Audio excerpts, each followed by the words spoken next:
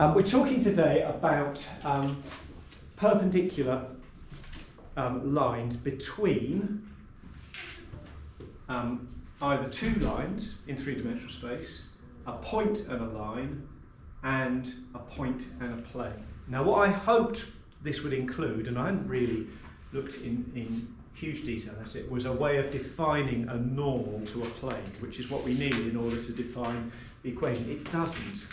You do find, we are going to look at a method today of finding a perpendicular from a plane to a point, but you can't get that unless you already know a normal.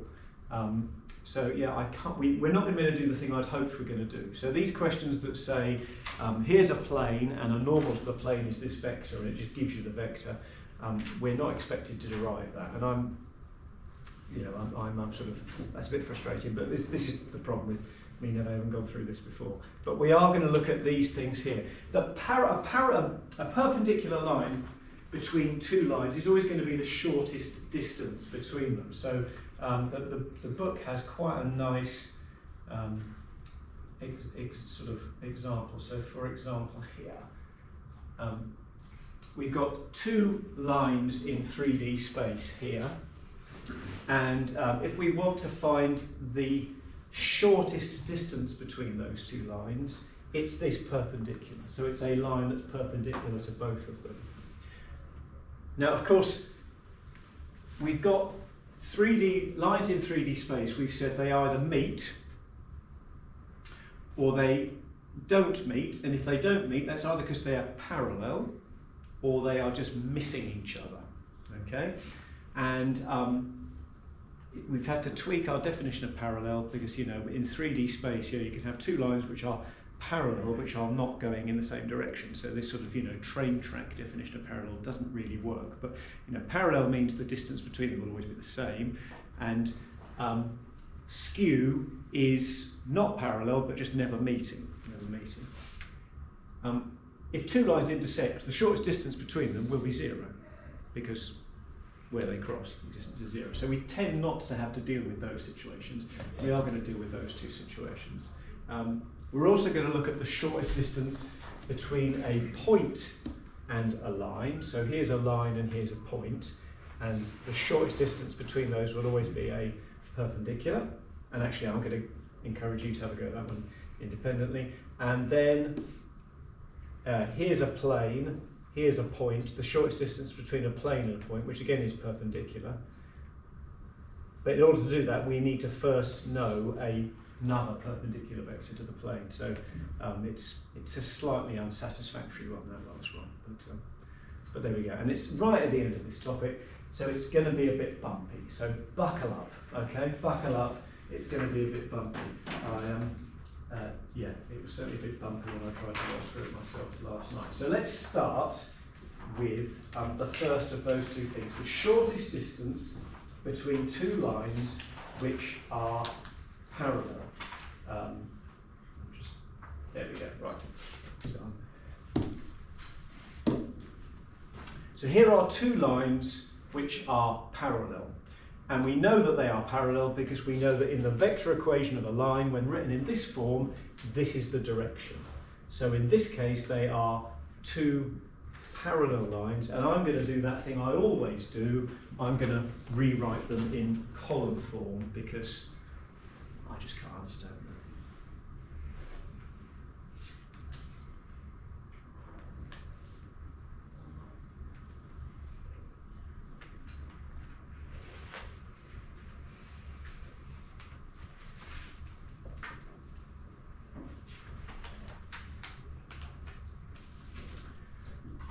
You've always got to watch out for these ones where there's a letter missing. So in this case, it's the J letter missing, so that's a 0 there.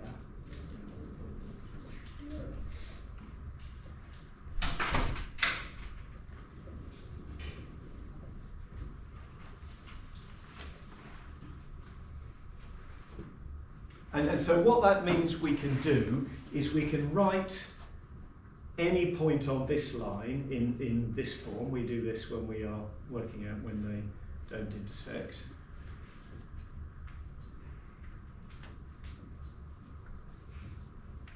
And the same for that. Perhaps I can encourage you to do that.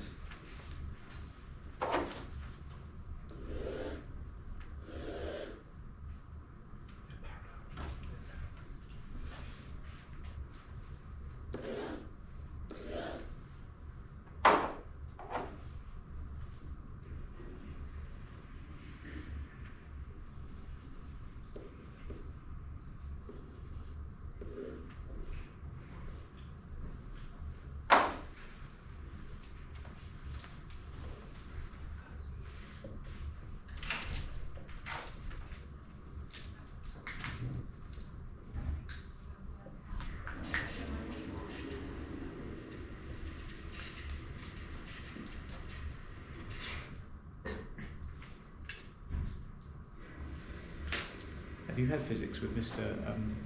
Hadfield since Thursday? No, I don't really have. I told him how complimentary you'd been about his Greek letters. Big grin on his face there. So what I want you to imagine is this is the first line. So this is the position vector of any point on that line.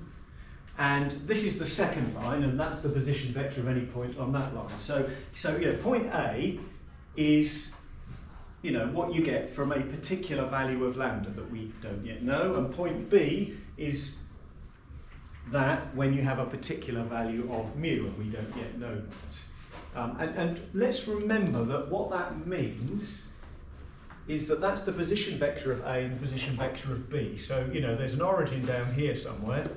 So that vector there is how you get from O to A. So I'm going to, change that. The definition of a position vector is how you get from the origin to that point. And this vector is how you get from O to B. Now we want to know about A to B. And we know how to do that journey from A to B because it means we just go backwards down here and forwards up there. Can you write that? Can you define AB? This is what A, so you've got to go backwards down there and forwards along there. Now that's going to look a little bit odd because you've got some lambdas and some mu's. But go on, go for it.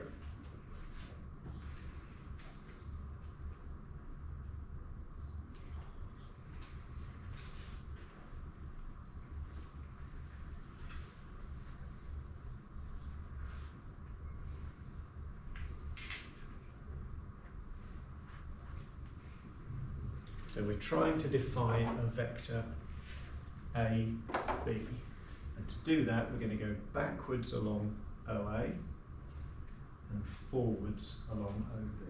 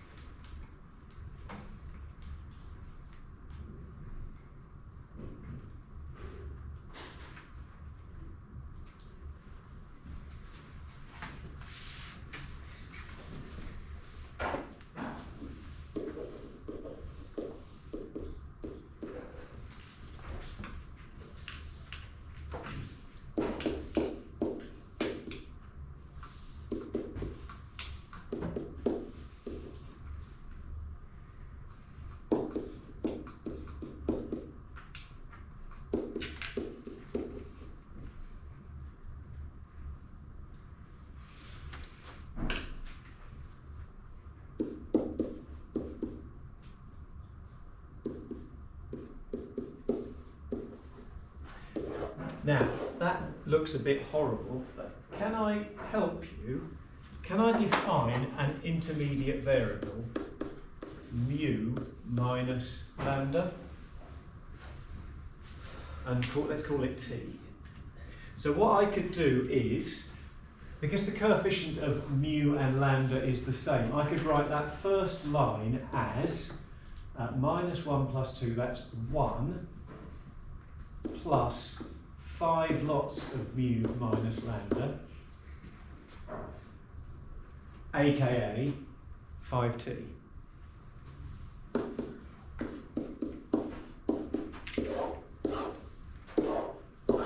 So I've just taken that and worked out the number bit, and then I've said, right, so what I've got is I've got 5 lots of that, take away 5 lots of that, so I've got 5 lots of mu, take away lambda. Let's call mu, take away lambda t.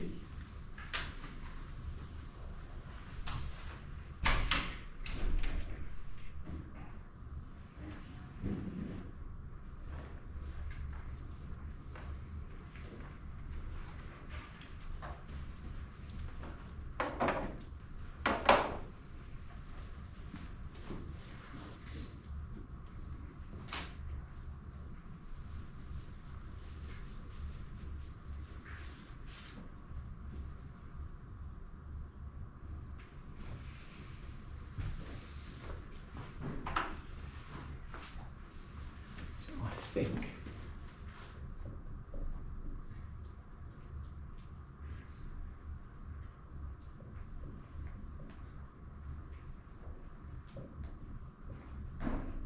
We've got that.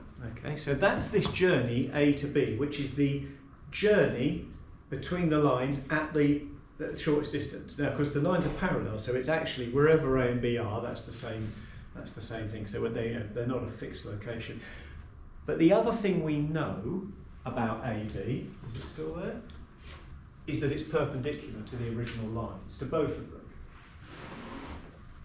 The original lines are going in this direction here. So what we know is that this, which is AB, dot the direction of the original lines, will be 0, because the dot product, the scalar product of two vectors which are perpendicular equals 0. That comes from that formula for finding the angle between two vectors. Cos theta equals A dot B over the length of A times the length of B.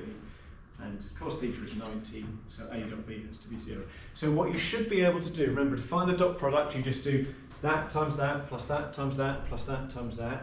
You should be able to work out the value of t, which means you should be able to work out this as a vector.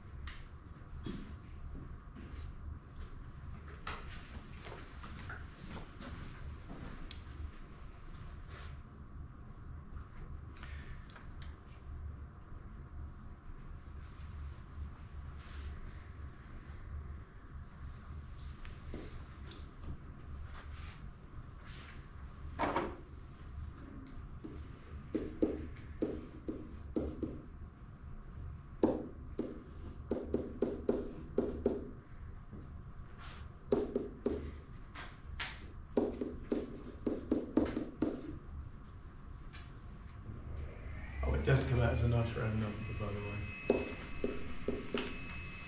Fine.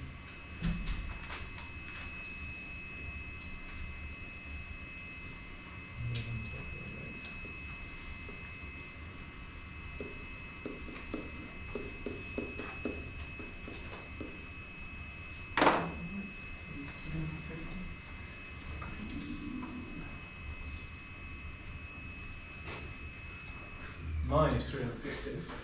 Minus 350. Now we know that t is minus 3 over 50. We can define this distance AB. And if I remind you of what the original question actually said, it said show that the shortest distance between the two lines. So we want to know the distance of this vector. Well, we've just defined this vector. What was it, minus 3 over 50, so that's 1 minus 15 over 50, whatever that is, and that's minus 2 minus 20 over 50, and then that's 2 plus 9 over 50. That gives us the length of the distance, the definition of the vector AB, and we can then work out its length. And just leave yourself a little bit of space to do that. It's not a nice round number, but your calculator will do that. If we don't skip through it, we won't get through it in time. But you get, so that's the vector you get, and it's just square root of that squared plus that squared plus that squared. Don't really like the way they set that out, doesn't matter because the calculator does it all for me. And it's a show that, so that's really good.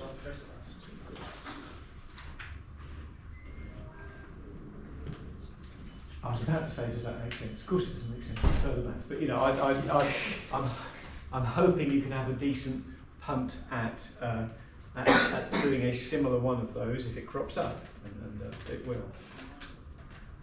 So what I'm going to propose is, we just don't have time otherwise, page 195, example 6, page 195, example 6.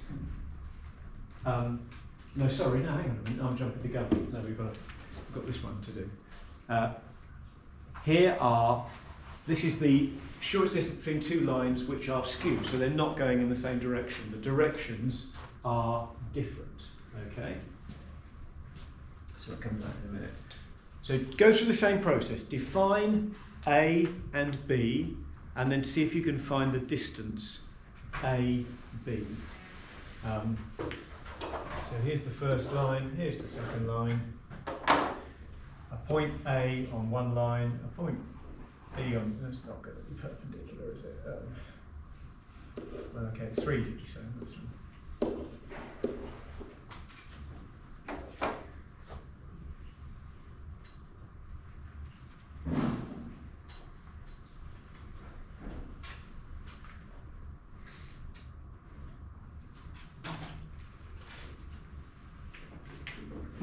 On this occasion, we're not going to do the T replacement. So the T replacement we use when we're dealing with two parallel lines.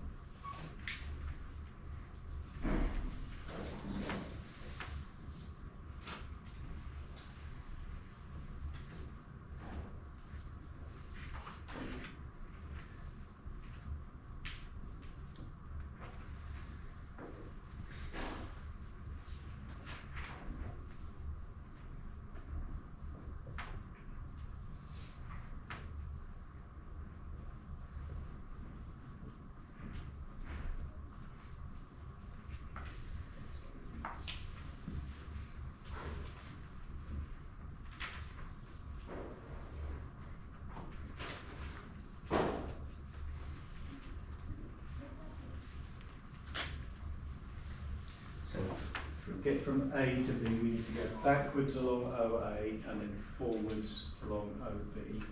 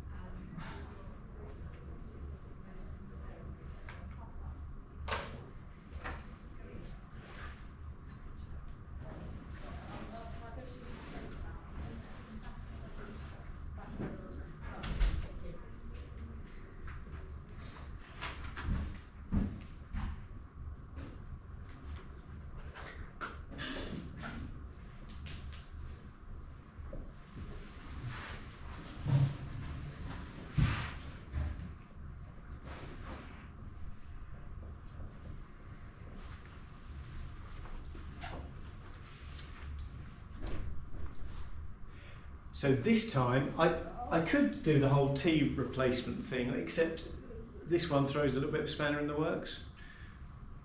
But what we can say is that this vector here, if I go back to my picture, my rather shoddy picture, but there it is anyway, this vector here is perpendicular to both this one and this one. The direction of this one is that, and the direction of this one is that. So what we can do is construct some simultaneous equations. I know that minus 2 plus 2 mu 3 minus mu minus, sorry, minus lambda minus mu, minus 1 minus lambda minus mu, dot that will be 0. But I also know that, that isn't copied, is it? That dot that will also be 0. And that's going to give me a couple of simultaneous equations. Go on, see if you can get that. So work out that one, and then you've got the same thing. Hello, miss. Yeah. Sorry to interrupt you. That's all right. I know you'd like to come home, so we're ready to go. Thank you very much. Thank you.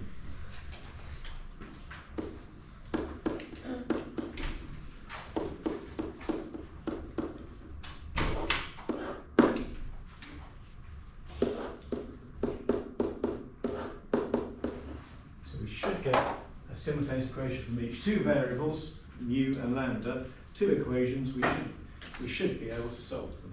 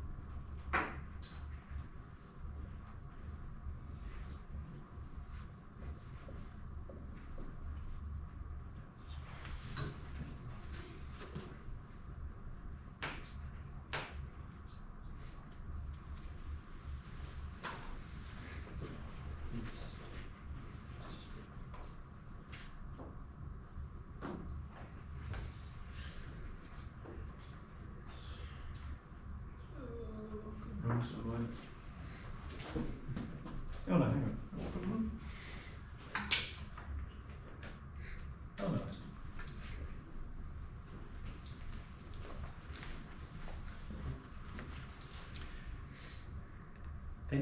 Has anyone got a lambda and a... What have you got for me, Thurston? Mu is 1, lambda is 0. Wow. That's nice and easy, isn't it? So what that means, I better just check that's what they got as well. Other way around. No, mu is mu is 1, lambda is 0. You're Have I written that wrong way around? Oh, sorry. Mu is 1. You were right. There we go. So what that means is we now know these 2 points A and B, and this time, unlike the parallel line where that distance would be the same everywhere, would it be this? Actually, no, it wouldn't be, would it? Oh no, so A and B are fixed with parallel lines as well. Anyway, it's this, isn't it? It's 1, 0, 0. That's position vector of A, and position vector of B is minus 1 plus 2, so that's 1. 3 minus 1, which is 2, and minus 1 minus 1, which is minus 2. And that also means we can define the vector A to B, which was, I've rubbed it out, but somewhere in your notes you've got the vector A to B, and the original question just asked for the length, the distance between the two lines. So the length of A to B, that vector A to B, which remember is minus that plus that, minus that plus that, minus that plus that, gives you your answer. And if I show you what they get, it's here. So you get 0, do they get the same as us? Minus that plus that, yes. Minus that plus that, yes. Minus, okay, yeah. And then 2 root 2 is the length. Again, give yourself a little bit of space and see if you can finish that one off. So we've done the shortest distance between two lines. The shortest distance between a point and a line, that's page 195, exercise I think it's 26. And it's a very similar process, so because we haven't got time, I'm going to propose that you do that one independently. So that's that middle one. So it's the,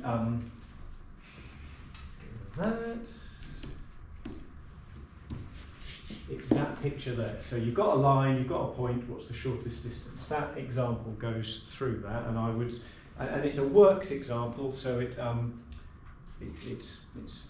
quite hopefully fairly straightforward to get through. And then the shortest distance between a point and a plane, which is the last one we need to do. I've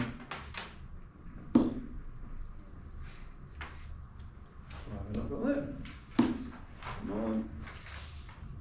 The perpendicular distance from the point with coordinates alpha, beta, I had to look this up, I think that's,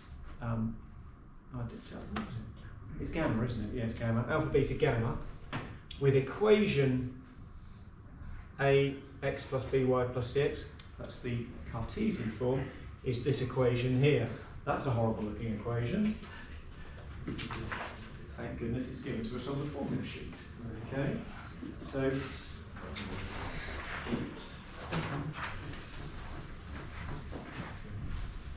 now there is other stuff on here which would have been perhaps helpful to I mean the vector product is not the scalar product, that's something different. So we haven't met that, and that's not part of core pure 1. They talk about the standard, they talk about the Cartesian form of the equation of a plane.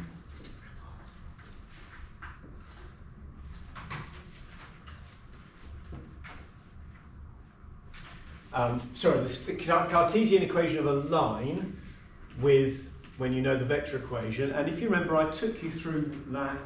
That's quite an easy conversion, which I don't think that's worth sort of trying to sort of learn to use. I think learning to do it manually is quite good.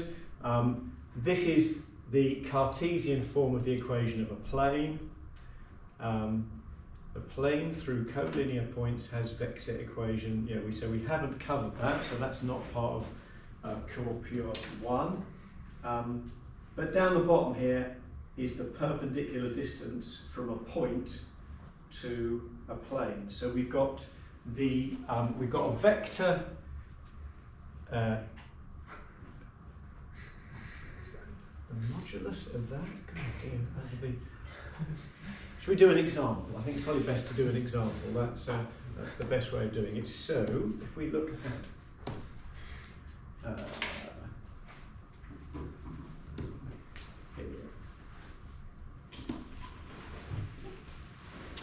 so the perpendicular distance from the point 3 to minus 1, so that's your alpha, beta, gamma.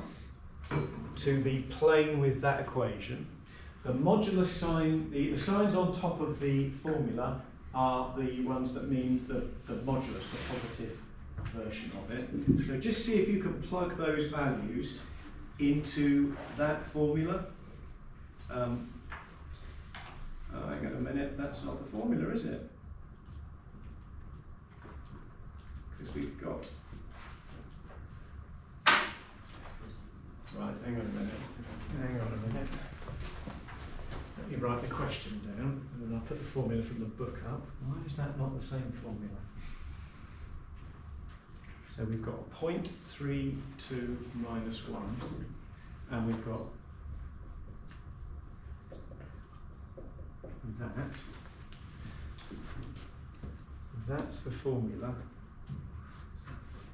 That's not the formula on the formula sheet, is it? Plus D minus D. Yeah.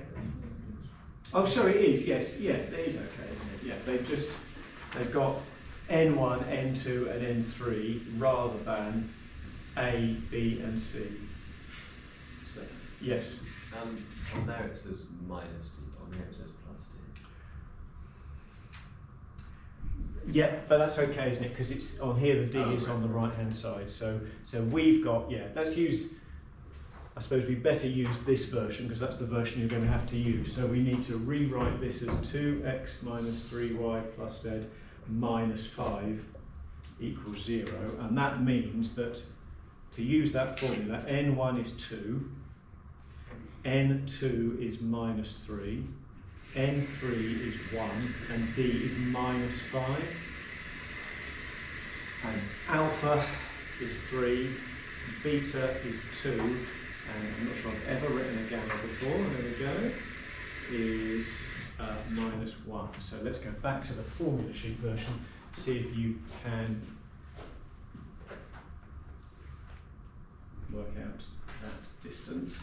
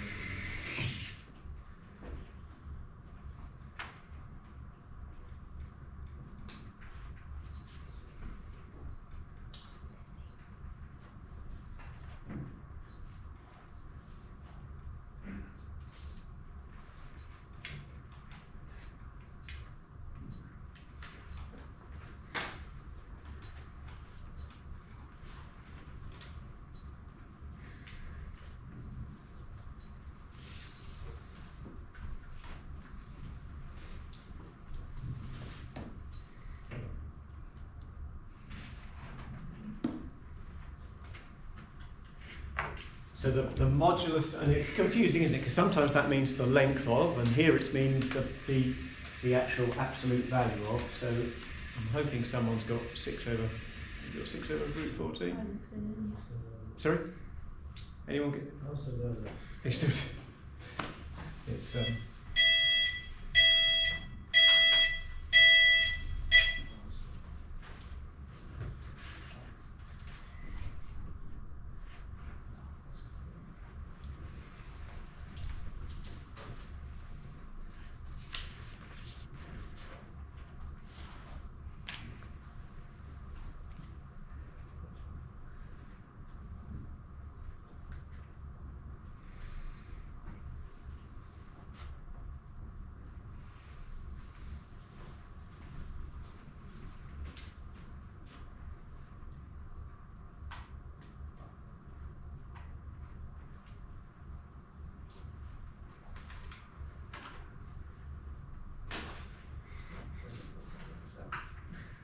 Is it working?